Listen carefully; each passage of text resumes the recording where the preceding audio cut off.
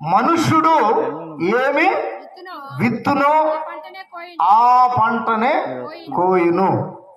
ఈ మధ్య కాలంలో ఒక రైతు నా దగ్గరకు వచ్చి అన్నాడు కదా, అన్నా ఈ సంవత్సరం నేను పొరపాటున మిరప తోట వేసాను, ఇప్పుడు చూస్తేనేమో పొగాకు రేట్ ఎక్కువ ఉందంట. మిరప దానికంటే పొగాకు రేట్ ఎక్కువ ఉందంటన్నా. అంటే దాని అర్థం ఏంటంటే ఆయన ఏమి ఇస్తాడు? మిరపనారు ఇస్తాడు. ఏ పంట కోస్తాడు? మిరపకాయలే కోస్తాడు. మీరు కూడా ఆ పంటకే పోయి వచ్చి లేట్ అయినట్టుంది. దేవునికి మహిమ కలుగును గాక. అయితే ఆయన ఆలోచన ఏమిటంటే దేనికి రేట్ ఎక్కువ ఉంటే ఆ విధముగా వేసిన పంటను మార్చగలడా రైతైనా? అందుకని దేవుడు అంటున్నాడు కదా, మనుష్యుడు ఏమి విత్తునో ఆ పంటనే. యేసయ్యకి మహిమ కలుగును గాక.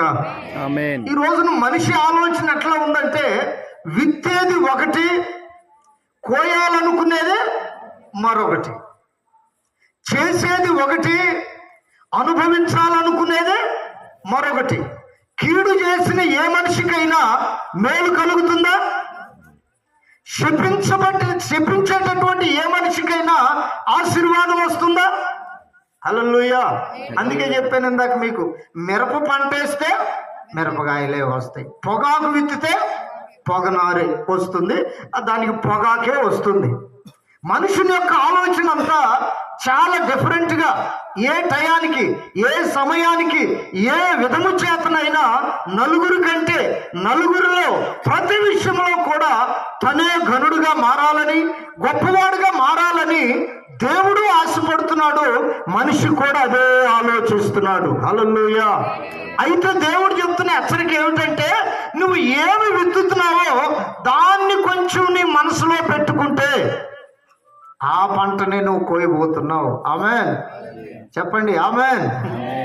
ఏ పంట విత్తుతున్నామో, ఏ విత్తనం వేస్తున్నామో అది మంచిదా చెడుదా, అవసరమైందా, మన కుటుంబం వరకైనా అందరికి అవసరమైందా అనేది ఒక్కసారి మనుషులకు దేవుడు చెప్తున్న హెచ్చరిక.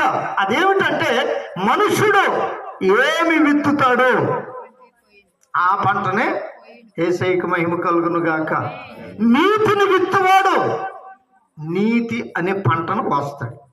విశ్వాసాన్ని విత్తువాడు విశ్వాసం అనే పంటను కోస్తాడు. పరిశుద్ధతను విత్తువాడు పరిశుద్ధత అనే పంటను కోస్తాడు. ఈ విషయంలో యేసయ్యను మీకు జ్ఞాపకం చేయాలి. ఆమేన్. సర్వలోకములో ఏ మనిషిని కదిలించి పలకరించి అడిగినా